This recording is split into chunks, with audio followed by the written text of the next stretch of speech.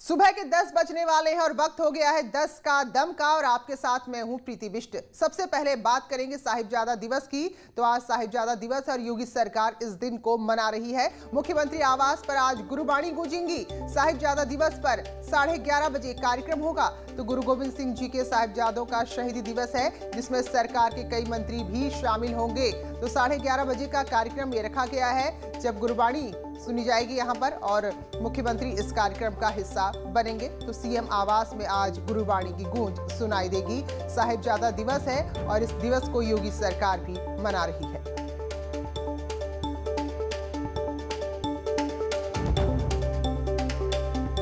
तो 11:30 बजे का वक्त रखा गया है, ये कार्यक्रम शुरू होगा। हमारी सहयोगी रंजना लखनऊ से हमारे साथ जुड़ी हैं तो और जानकारी देंगी। तो रंजना, किस तरह का कार्यक्रम है और क्या कुछ तैयारी हो रही है?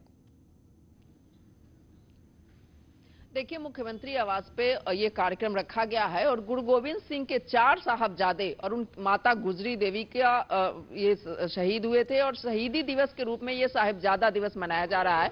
और मुख्यमंत्री खुद शिरकत करेंगे। साहिबजादा दिवस के मौके पे गुरुबाणी का कार्यक्रम होगा, जो सिख समुदाय के लोग पहुंचेंगे और वहां पे गुरुबाणी का कार्यक्रम होगा और मुख्यमंत्री इसमें शामिल होंगे, गुरुबाणी सुनेंगे। तो एक तरह से शहीदों को एक श्रद्धांजलि का कार्यक्रम है ये। और इस मौके पे जो बीजेपी के कुछ और मंत्री जो हैं बीजेपी सरकार के, वो भी रहेंगे और सीएम रहेंगे। और उसके पहले प्रधानमंत्री की मन की बात सुनेंगे लोग मुख्यमंत्री आवास पे। उसके बाद साहिबजादा दिवस के कार्यक्रम होगा और उसमें जो है गुरुबाणी का कीर्तन होगा वहां पे। जी बिल्कुल।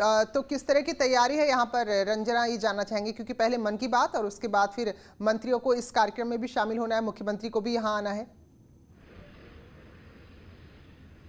बिल्कुल, इस पूरे कार्यक्रम में जो सिख समुदाय के लोग हैं वो पहुंच रहे हैं, अच्छी खासी संख्या है उनकी। और जो गुरुबाणी का कीर्तन का कार्यक्रम रखा गया है और गुरुबाणी के कीर्तन के माध्यम से श्रद्धांजलि कार्यक्रम एक तरह से हम कहेंगे, क्योंकि 4 साहबजादे शहीद हुए थे गुरु गोविंद सिंह के और उसके लिए ये कार्यक्रम है। तो ये शहीदी दिवस के रूप में भी कह सकते हैं इसको, साहिबजादा दिवस। और ये क्योंकि ये कार्यक्रम पहली बार इस तरह से आयोजन किया जा रहा है, ये सीएम योगी की खुद की पहल है, हम कह सकते हैं इसको।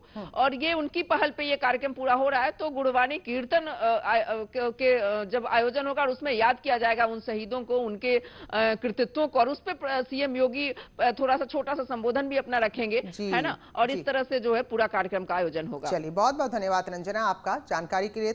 तो 11 बजे मन की बात और उसके बाद ये गुरुबाणी का कार्यक्रम, जिसमें मुख्यमंत्री समेत कई मंत्री शामिल होंगे। एक और बड़ी खबर है, गाड़ियों पर जाति सूचक शब्द लिखने पर अब कार्रवाई होगी। बहुत बड़ी खबर ये आ रही है, सभी परिवहन अधिकारियों को ये आदेश दे दिए गए हैं। तो आपने देखा होगा कि अमूमन जो जातियां होती है, लोग बड़े शान से अपनी गाड़ियों के पीछे, और हमने ये भी देखा है कि सरकार बदलने के साथ साथ इनकी संख्या भी बढ़ती और घटती रहती है। तो बहरहाल अब ये आदेश दे दिए गए हैं कि गाड़ियों पर कोई भी जाति सूचक शब्द नहीं लिखा जाएगा।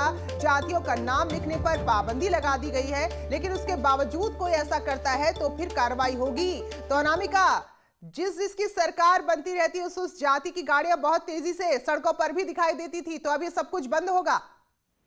देखिए, उत्तर प्रदेश में जिस तरीके से जाति सूचक शब्दों का इस्तेमाल करके या कोई टैग लटका करके लोग चलते, जिस तरीके से छत्री लिखा है, गुजर लिखा है, यादव लिखा है, या कोई भी अगर ऐसा कोई शब्द लिखा है जिससे उसकी जाति पता चलती है या जाति सूचक शब्दों का इस्तेमाल होता है, तो अब ये लगा करके घूमना कानूनी जो कार्रवाई होगी उसके दायरे में आएगा। और इस पर प्रदेश सरकार ने पत्र लिख करके रोक लगाने के निर्देश दिए हैं। और ये भी कहा गया है कि सभी समाज के लिए बात नहीं है, जहाँ पर बराबरी की बात कही जाती है वहां पर कुछ लोग गाड़ियों में अपनी जाति का नाम लिखवा करके चलते हैं, तो इससे दूसरी जाति के लोगों को कमतर दिखाने का प्रयास किया जाता है।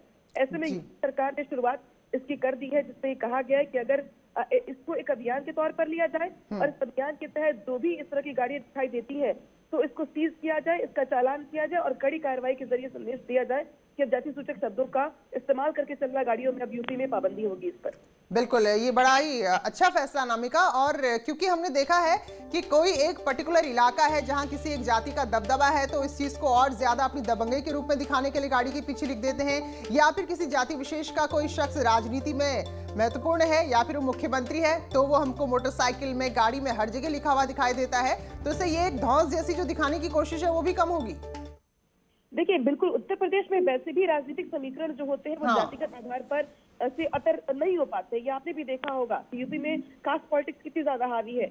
ऐसे में अगर कोई पार्टी सरकार में आती है या नहीं आती है, या किसी क्षेत्र में किसी नेता का दबदबा है, तो जो उसके समर्थक होते हैं, कार्यकर्ता होते हैं, वो अपना दबदबा दिखाने के लिए अपनी गाड़ी में उस शब्दों का इस्तेमाल करते हैं, जो कहीं से भी ठीक नहीं लगता देखने में भी। तो ऐसे में उत्तर प्रदेश सरकार ने ये पहल की है, जिसमें ये कहा गया, अधिकारियों को खासतौर पर कहा गया है कि ऐसी गाड़ियों पर कार्रवाई करिए जहाँ पर जातीय शब्दों का इस्तेमाल किया गया है, जहाँ से ये पता चलता है कि वो गाड़ी किसी भी जातीय समाज की या वर्ग की किसी भी व्यक्ति की है, तो इस पर कार्रवाई की जाएगी, चालान किया जाएगा, सीज किया जाएगा और इसको ब्याज के तौर पर लिया जाएगा। परिवहन विभाग के अधिकारियों को निर्देश दिया गया है और ये कहा गया है तो फिलहाल अभियान के तौर पर लिया जाए और ये जो कम से कम पूरी प्रक्रिया पर रोक लगनी चाहिए उत्तर प्रदेश में। चलिए अनामिका, तो ये बड़ी खबर है क्योंकि हमने भी कई, चाहे राजपूत हो, पंडित हो, यादव हो, गुर्जर हो, जाट हो, तो बड़े ही कुछ तस्वीरों के संग और कुछ यहाँ पर बातें लिख के, शब्द लिखकर जो यहाँ पर लोग गाड़ियाँ चलाते थे, तो फिलहाल अभी और ऐसा करेंगे तो अब आगे कार्रवाई के लिए तैयार रहें। तो नया नियम जो बन रहा है उसके तहत अगर कोई जाति सूचक शब्द अपनी गाड़ियों में, अपने वाहनों में लिखता है तो फिर कार्रवाई होगी। बहुत बहुत शुक्रिया अनामिका आपका जानकारी के लिए।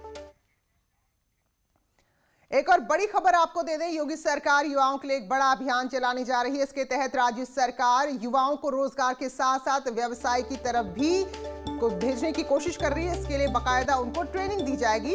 कौशल विकास अभियान के जरिए उन्हें प्रशिक्षण दिया जाएगा और धन की उपलब्धता के बारे में भी युवाओं को जानकारी दी जाएगी। यानी कि कोई अगर अपना बिजनेस, अपना व्यवसाय शुरू करना चाहता है, उसके पास पूंजी नहीं है, तो कहां से उस पूंजी की व्यवस्था कर सकता है। इसके लिए BSE यानी कि बॉम्बे स्टॉक एक्सचेंज के विशेषज्ञों की भी बाकायदा मदद ली जाएगी और राज्य के सभी 75 जिलों में इसके लिए कार्यशाला का, वर्कशॉप का आयोजन किया जाएगा। अनामिका ही हमारी सहयोगी हमारे साथ जुड़ी हैं।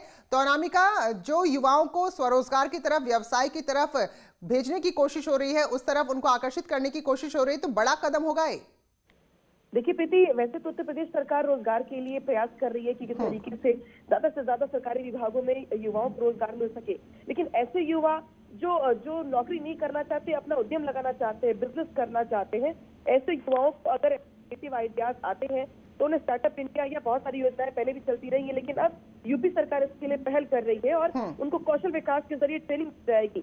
यानी कि अगर उनको कोई आइडिया आता है दिमाग में अपना बिजनेस करने के लिए, उद्यम लगाने के लिए, तो उनको किस तरीके से ट्रेनिंग दी जाए, कैसे इसकी शुरुआत की जाए, इसके लिए अलग अलग जो कार्यशालाएं होंगी उसमें उनको बताया जाएगा कि कैसे वो अपनी शुरुआत कर सकते हैं। बिल्कुल। Bombay stock exchange, national stock exchange, bankers और जो अलग अलग डिपार्टमेंट्स हैं जो कहीं ना कहीं युवाओं को लोन देते हैं, ट्रेनिंग देते हैं, उनको इसके जरिए प्रयास किया जाएगा कि प्रशिक्षित किया जाए और साथ ही साथ ODOP योजना जो यूपी सरकार की ओर से चलाई जा रही है, इसके तहत भी इनोवेटिव आइडियाज के जरिए युवाओं को प्रयास किया जाएगा कि वो नौकरी के साथ साथ उद्यम में भी अपने हाथ आजमाए, बिजनेस में भी हाथ आजमाए, ताकि वो बिल्कुल अनामिका, तो ये व्यवस्था भी सरकार सुनिश्चित करे कि आपके पास एक विजन होना चाहिए, दृष्टिकोण होना चाहिए, सोच होनी चाहिए, बाकी पूंजी की व्यवस्था भी कैसे करनी, वो सब कुछ इस कार्यशाला में बताया जाएगा। बहुत बहुत धन्यवाद अनामिका आपका जानकारी के लिए। तो किसानों के आंदोलन की बात करें तो लगभग महीना बीत गया है, गतिरोध जारी है और अब खत्म करने के लिए एक और दौर की बातचीत होने वाली है, जिसकी तारीख रखी गई है 29 दिसंबर। तो सरकार ने पत्र लिखा था, किसानों से कहा था कि भाई वो दिन और वक्त बता दें, सरकार बातचीत के लिए तैयार है। तो कल सिंघू बॉर्डर पर बैठक हुई 40 किसान संगठनों की और उसके बाद अब ये तय हुआ है कि 29 दिसंबर को सुबह 11 बजे किसान संगठन सरकार के साथ बैठक करेंगे। तो ऐसे में अब उम्मीद है कि शायद कोई बीच का रास्ता निकल आए और जो आंदोलन है वो खत्म हो। खुद राकेश टिकैत जी मेरे साथ हैं। सर, जानना चाहूंगा, 1 महीने से ऊपर हो गया, कई दौर की वार्ताएं, कोई निष्कर्ष निकलकर नहीं आया है, क्या लगता है कुछ निकलेगा या अन्नदाता यूं ही सड़कों पर रहेगा? 29 तारीख में मीटिंग है, हमने 29 तारीख में कहा उनको कि हम बात करेंगे आपसे। जी, एक तरफ बात की जा रही है, दूसरी तरफ मैं देख रहा हूँ कि ट्रैक्टर को जिस तरीके से रोका जा रहा है यहाँ पर, देख लो ये क्या हाल है जी, ये हाल है। तो अभी भी आगरे में फैजाबाद से आने वाले लोग आगरे में रोक रखे रात से जी, तो ये हालात है। वे तो कार में है भाई, ये तो एक घोषित कर्फ्यू है पूरे देश में। तो मैं बेनती तो अब ये आंदोलन क्या नए साल के साथ साथ खत्म होता है? क्या जो 29 तारीख की बातचीत होती है उसमें कोई बीच का रास्ता निकलता है? ये देखना बहुत महत्वपूर्ण होगा। अमित हमारे सहयोगी गाजियाबाद से जुड़े हैं, बॉर्डर पर लगातार बने हुए हैं। तो अमित, एक और दौर की बातचीत की तारीख और समय मुकर्रर हो चुका है, तय हो चुका है, तो कितनी उम्मीद किसानों को है?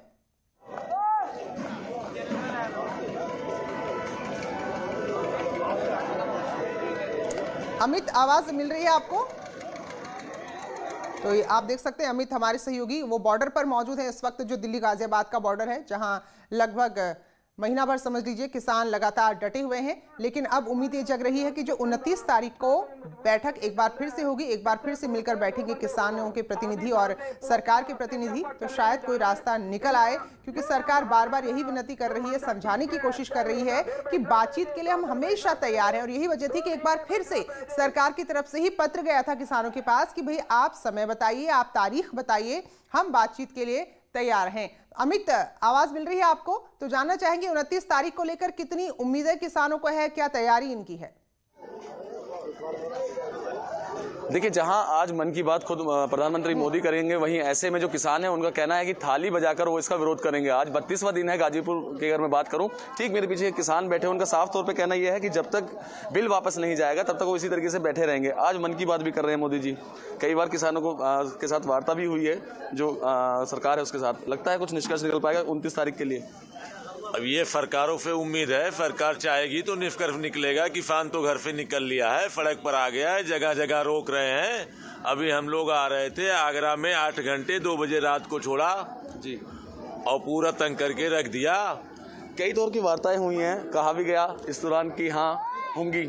मैं आपसे जानना चाहूँगा, पहले दिन से ही मैं आपको देख रहा हूँ, यहीं पर आप देखता हूँ कि धरना प्रदर्शन भी चल रहा है, आपका हुक्का भी चल रहा है। लगता है जो 29 तारीख को वार्ता की बात कही जा रही है उसमें कुछ निष्कर्ष निकलेगा?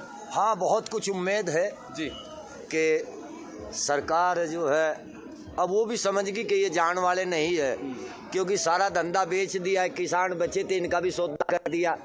ठीक है, तो शायद हो सके प्रधानमंत्री जी के मन में ये बात आ गई, क्योंकि अब वो आज शायद मन की छोड़कर उनके दिल की बात करे तो समस्या का समाधान होगा। अच्छा, अगर कुछ बिंदुओं पर 2 कदम किसान पीछे हट जाएं और 2 कदम सरकार पीछे हट जाए तो लगता है कि बात कुछ निकल कर आएगी। सरकार तो देखिए, किसान तो सारा का सारा अब लो पाछे ही रहा, उसने कहीं हस्तक्षेप किया ही नहीं। अगर आपकी बात की नहीं, देखिए बात यह है, कहीं ना कहीं बैठ के बात करनी चाहिए, बात तो होगी।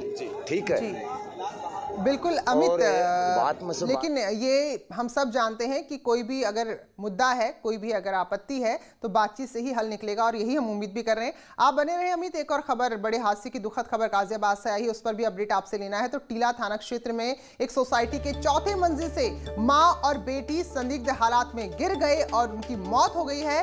तो दिल्ली 99 सोसाइटी ये नाम है सोसाइटी का जिसमें ये हादसा हुआ। तो जब ये घटना हुई, लोगों ने अस्पताल में भर्ती कराया, लेकिन डॉक्टरों ने मृत घोषित कर दिया।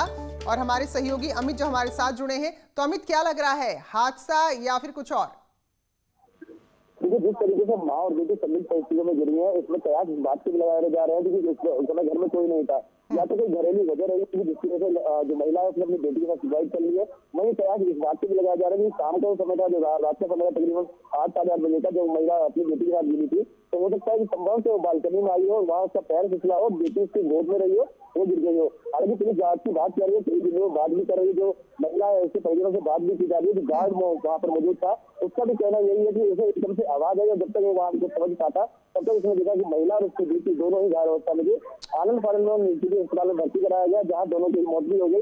हालांकि पुलिस बात अब वीडियो में जांच कर रही है, आखिरकार ये सुसाइड है या हत्या है, इन तमाम लोग जांच कर रही है। अमित, तो बड़ी ही दुखद घटना है। 2 साल की बच्ची और उस बच्ची की मां दोनों 4थी मंजिल से गिरने के बाद उनकी मृत्यु हो गई। बहुत बहुत शुक्रिया अमित इस खबर पर जानकारी के लिए। और अगली खबर फतेहपुर से, जहां वर्चस्व की जंग खूनी संघर्ष में तब्दील हो गई। इस दौरान एक पक्ष ने अपने लाइसेंसी असलहे से ताबड़तोड़ फायरिंग की और गोली लगने से 16 साल के बच्चे ने दम तोड़ दिया, जबकि दूसरा व्यक्ति घायल हुआ जिसे अस्पताल में भर्ती करा दिया गया है। ये घटना है जाफरगंज थाना क्षेत्र के देवरी बुजुर्ग गांव की। गोलीबारी की सूचना के बाद भारी फोर्स के साथ जिलाधिकारी एसपी मौके पर पहुंचे और कार्रवाई शुरू की गई। और खबर है जिस तरह से बिजनौर की अगर हम बात करें और अपराधियों का लगातार सफाया किया जा रहा है, तो ऐसे ही एक उधम सिंह नगर के वांटेड अपराधी की तलाश में उत्तराखंड एसटीएफ बिजनौर पहुंची। सामना भी हुआ बदमाश से, गोली भी लगी बदमाश को, लेकिन इन सब के बावजूद बदमाश वहां से भाग निकला। तो जो बदमाश को ढूंढने के लिए पुलिस यहां पर आई थी, उसका नाम कुलदीप सिंह है और उस पर 3 लोगों की हत्या, अपहरण और फिरौती के मामले दर्ज हैं और 20,000 का इनाम भी उस पर घोषित किया गया था। उधर दूसरी तस्वीर हापुड़ की है। यहां पुलिस को कामयाबी मिली, हालांकि 2 बदमाश यहां से भी भागे, लेकिन 4 बदमाशों को गिरफ्तार किया है। चेकिंग के दौरान कार सवार बदमाशों से मुठभेड़ हुई, जिसमें 25,000 के इनामी बदमाश टाइगर को गोली लगी। तो टाइगर समेत 4 लोगों को यहां पर गिरफ्तार किया गया है। हालांकि टाइगर के 2 साथी मौके से भाग गए। आगरा से खबर है, जहां 2 बदमाश एक नामी कंपनी के गोदाम में रखे 11 लाख की रकम लेकर फरार हो गए। ये मामला थाना न्यू आगरा इलाके का है। वारदात के बाद कंपनी में मौजूद कर्मचारियों ने पुलिस को जानकारी दी। पुलिस मामले की पड़ताल कर रही है। पुलिस का कहना है कि टीमों का गठन कर दिया गया है, जल्द ही खुलासा भी हो जाएगा। जो भी 2 स्टाफ थे और एक गार्ड, तो उसको पैसे के लिए जो है पूछा और जो आज की कलेक्शन थी उसको उठाकर बैग में मोटरसाइकिल सहित यहाँ से चले गए थे। सूचना पे सभी थाना प्रभारी और हमारी टीम पहुंची है।